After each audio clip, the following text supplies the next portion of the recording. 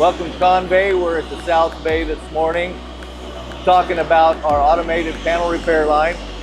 This system in its whole would have an Argo system and a vacuum table, which has already been shipped. So what we have here is basically the peripheral equipment for that. We have our feeder system where the load rolls in.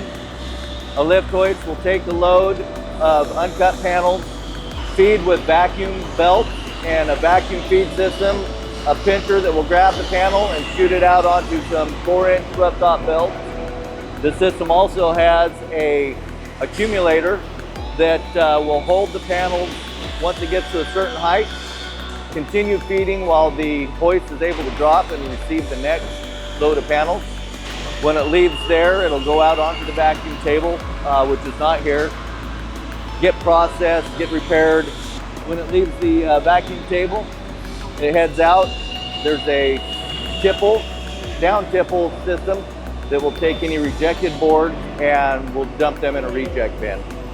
It'll then hit a jump corner, brings it around to another jump corner towards the curing towers. Our curing towers are unique on this job in that it cures up with a rake system that takes it over to the next set of wicket panels and brings it back down to the original pass height, giving the customer much more curing time.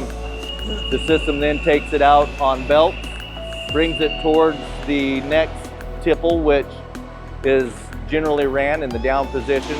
That tipple and jump corner will take the panels out to the rest of this system where the panels will be sawn, sanded, and packaged.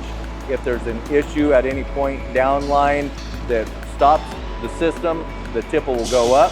The panels will come into this, which is a swing arm stacker. They'll come in, those swing arms will hold the panel, drop it square. There are squaring units in there to make sure that the load is squared up.